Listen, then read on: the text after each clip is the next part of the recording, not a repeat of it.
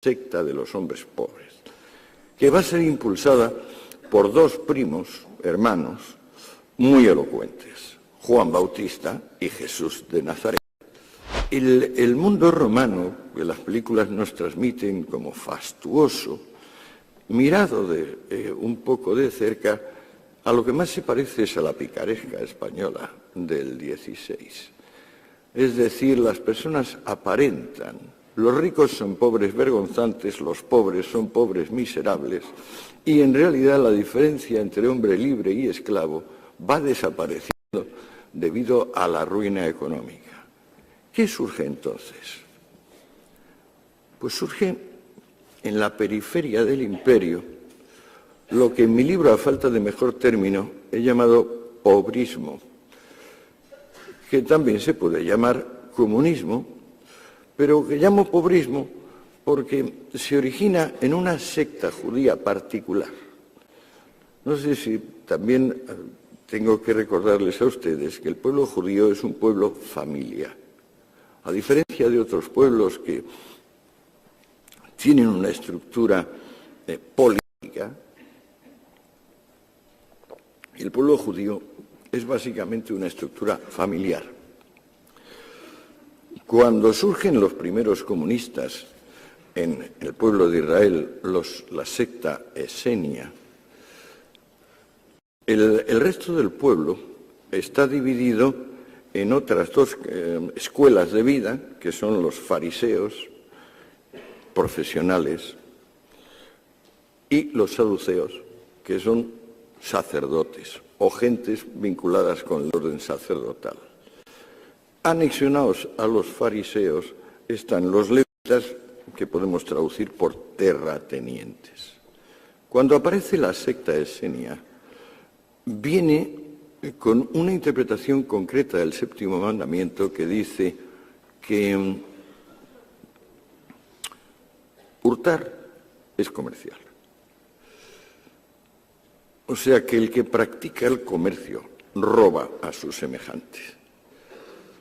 Una interpretación original y que tendrá un enorme éxito cuando los esenios se conviertan en secta ebionita, porque entonces renuncian a lo que aislaba al esenio, que es una obsesiva necesidad de pureza. Los esenios vivían ahí por Qumran, en valles desérticos, escapando como podían del contacto con cualquier otro, y tanto temor tenían a infectarse con la impureza, con la falta de virtud de los demás, que si, por ejemplo, un esenio de rango superior se le acercaba a menos de 1,5 metros, un esenio que no era tan puro, el primero debería empezar a descontaminarse con abluciones sin parar.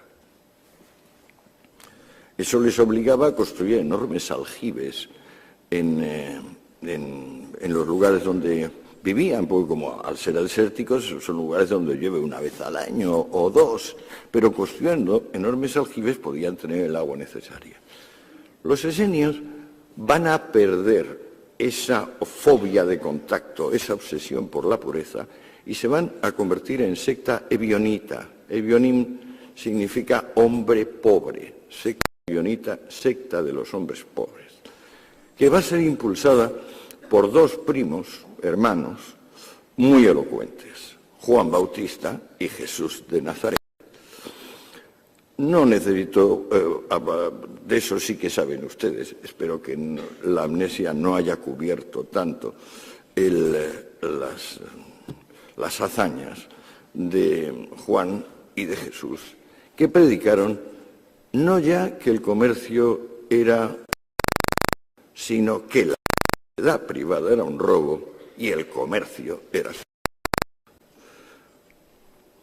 Ahí empieza, a mi juicio, el comunismo, porque se puede decir que los espartanos tenían algún tipo de comunismo militar.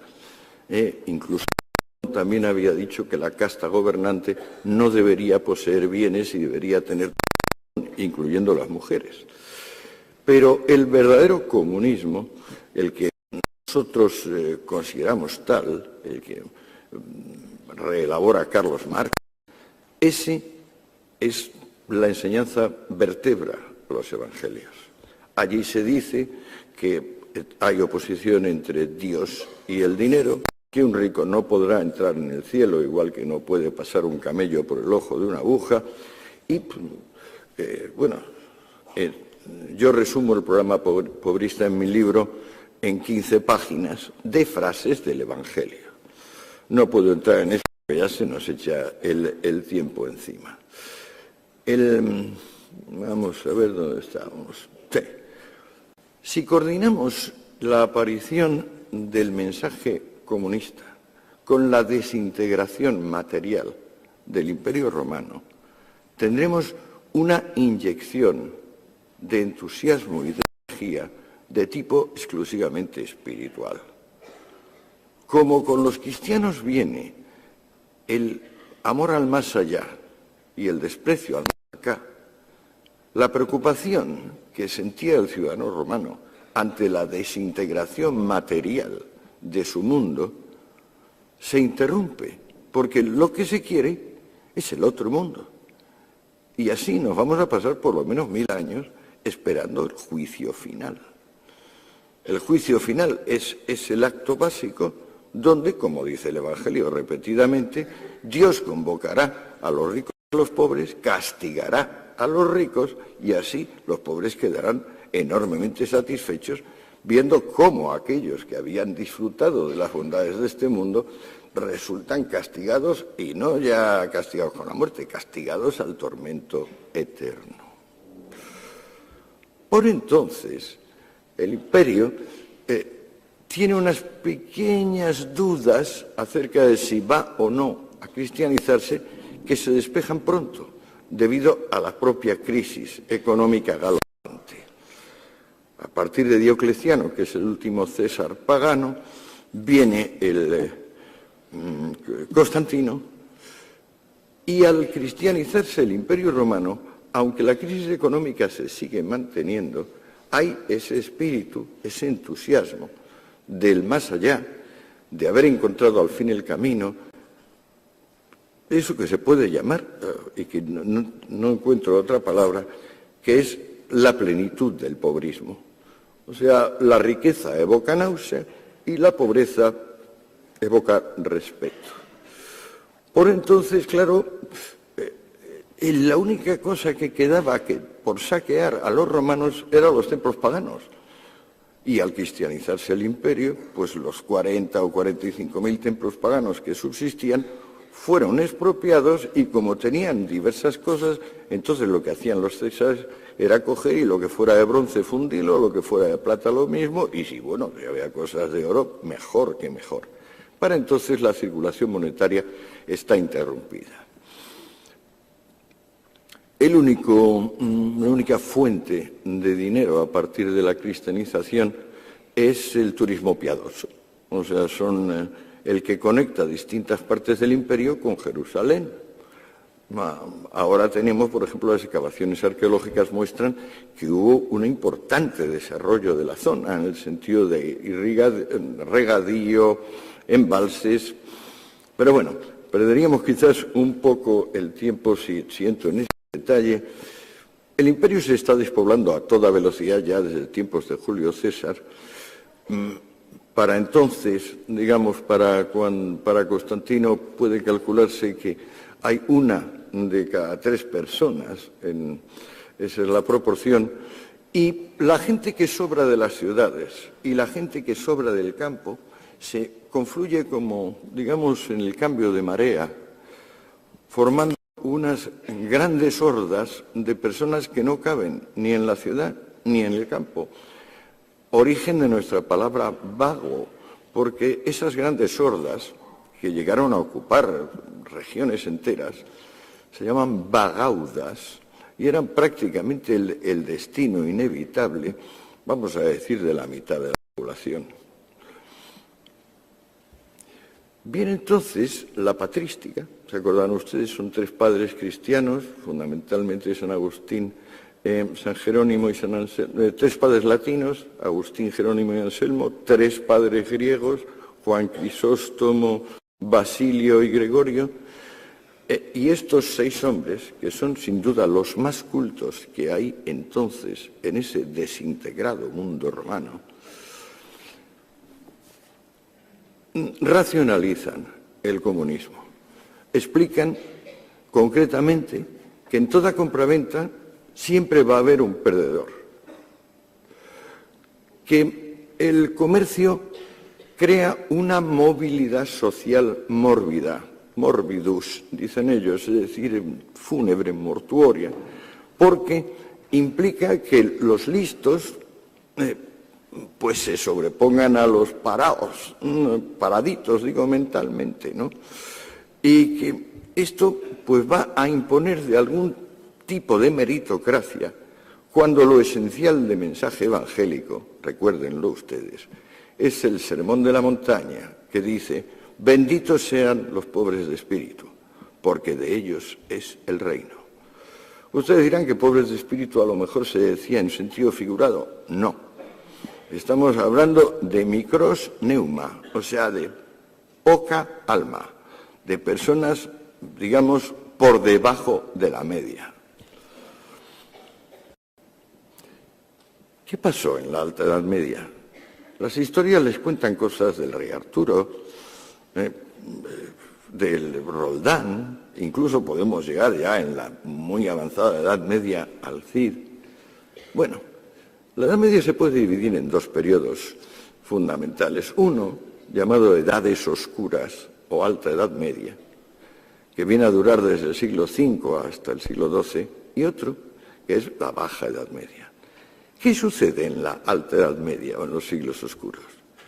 Pues, señores míos, sucede que las ideas evangélicas, las ideas de la patrística, se cumplen.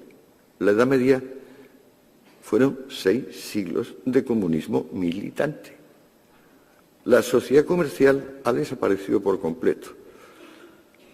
En el año 2003, un profesor de Harvard, McCormick, un medievalista, digitalizó, es decir, escaneó todos los documentos medievales del siglo VI al siglo XIII, los pasó por un programa adecuado y le preguntó cosas tan sencillas como: ¿cuántas veces aparece la palabra negotiator? Negotiator, negociante, hombre de negocios. Y descubrió para su estupor que en 5 siglos había aparecido 119 veces. La palabra, por ejemplo, esclavo, aparecía 700 millones de veces. La palabra señor aparecía 600 millones de veces. ¿Cómo es posible que se desvaneciese léxicamente algo? Pues porque se había desvanecido su fundamento. En los siglos oscuros, el fenómeno ligado a la efectiva desaparición del comercio es que se embosca el territorio, se pierde la relación y cada una de las zonas donde queda población está obligada a la autosuficiencia. Lo que pasa es que esa autosuficiencia, desde el punto de vista de la patrística y desde el punto de vista del Evangelio, esa autosuficiencia es lo justo y lo bueno. Y se manifiesta en autosuficiencia religiosa, y eso son las abadías y conventos, es decir, son las reuniones de monjas y de monjes que se aíslan del mundo en la espera del más allá, y las comunidades laicas que se llaman cortes, que también se concentran en unos pequeños lugares e intentan, pues eso, ser autosuficientes.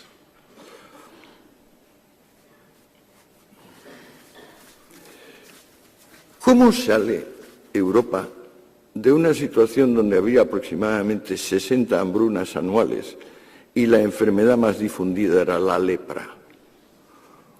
Todavía en el siglo XIII había 500 leproserías en Inglaterra. Imagínense ustedes las que podía haber en el siglo VIII. ¿Cómo sale Europa realmente de esa miseria? Pues cogiendo a la gente joven y bonita, de ellos mismos y vendiéndolas a los bizantinos y a los árabes, que son los únicos que tienen una entidad como compradores. De modo que se produce una evolución del esclavo al cautivo, porque ya, naturalmente, como la única empresa mercantil que hay es la caza y captura de cautivos, pues claro, el cazador no está dispuesto a distinguir si el que va a capturar es de familia noble, medio noble, plebeya o si es un esclavo. Simplemente se va a tener a su aspecto. El origen de la economía europea es el tráfico con cautivos. La primera capitalización que se consigue tras los siglos oscuros es ese tráfico. Es un poco triste toda esta historia. Se va poniendo sombría y oscura, como su propio nombre indica. En aquel periodo, digamos, cuya figura principal es Carlomagno y su hijo, Luis el Piadoso, Ludovico Pío, las leyes consideran que la propiedad es en realidad colectiva.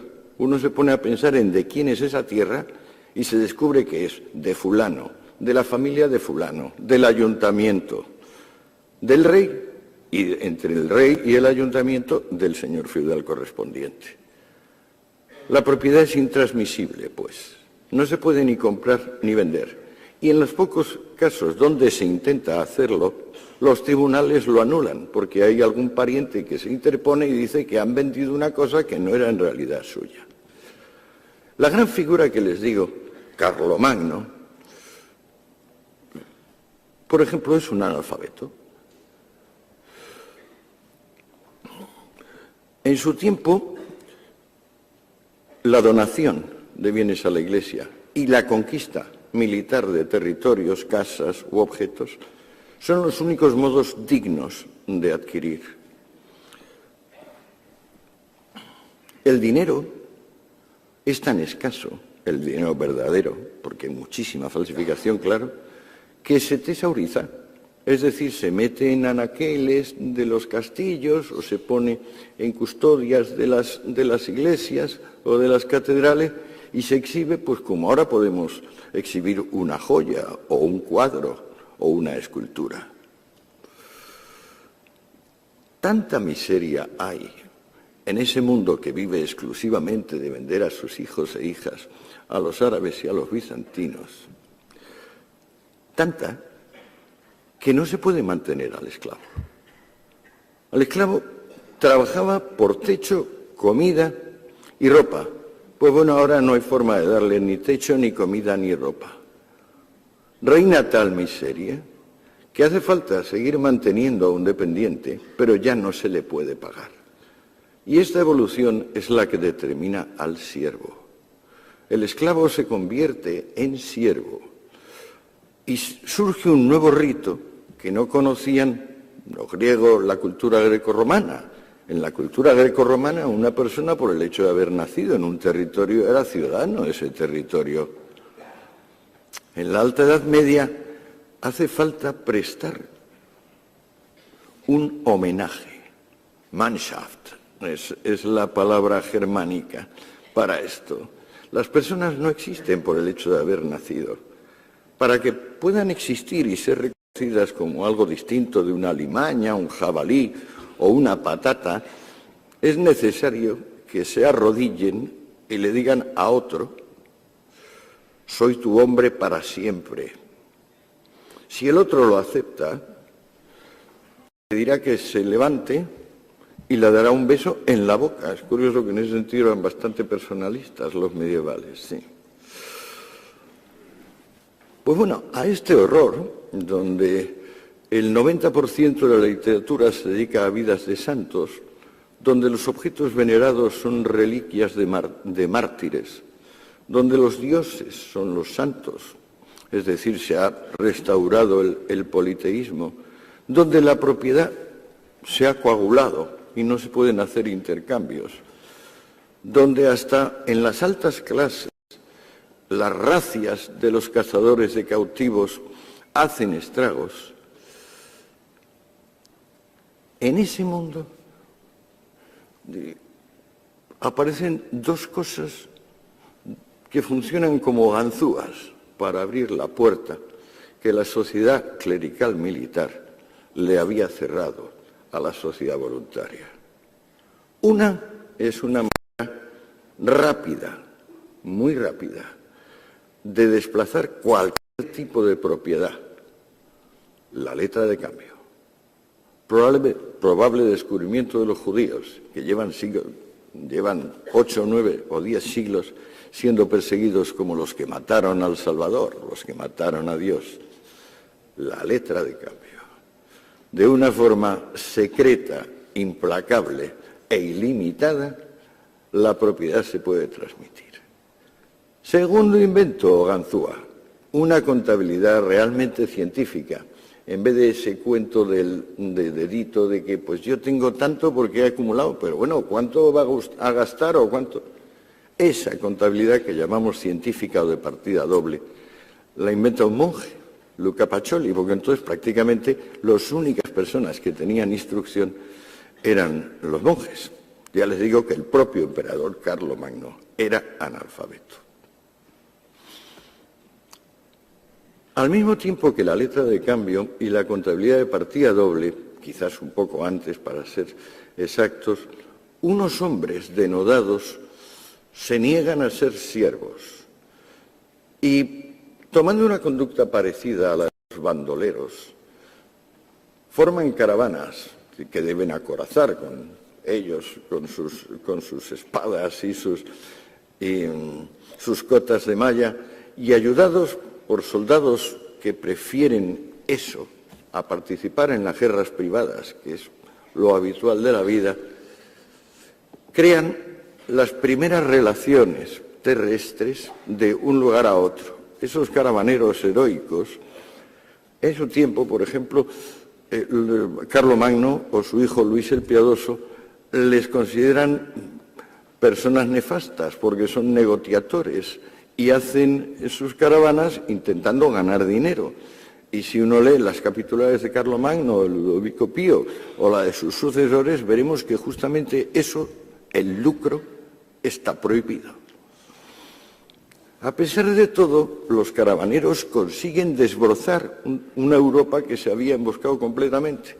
Y el resultado de su acción es que tienen que hacer estaciones, altos en su camino. Esos altos en su camino son los burgos. ¿Qué son los burgos? Pues bueno, las entidades de población se habían ido reduciendo a nada. De repente, de esa nada, empiezan a emerger las ciudades. Lo esencial de los burgos es que la población, simplemente con residir allí un año y un día, se quita el vínculo de dependencia. Es decir, aquello que se le había impuesto como homenaje, el ser hombre de otro hombre, se quita con los burgos. Bueno, veo que ya llevo bastante tiempo. Me temo que si sigo contándoles lo que llega hasta nosotros, va a ser la leche. O sea, esto va a durar demasiado tiempo. Vamos a ver cómo demonios de esa situación, donde estamos en que los caravanas acorazadas han conseguido desbrozar un poco una Europa emboscada, y empiezan a surgir los primeros burgos o ciudades libres o ciudades comerciales. ¿Cómo llegamos, digamos, un poquito, cómo salimos de eso? Bueno, da la casualidad de que con los burgos y los caravaneros se restaura la circulación monetaria.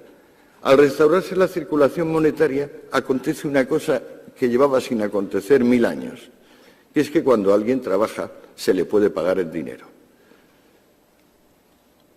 Cuando empieza a haber posibilidad de cobrar el dinero, hay tal brote de entusiasmo que un letargo que dominaba a las ciencias y a las técnicas desde tiempos de los atenienses, auténtico sopor mortal, se convierte en actividad.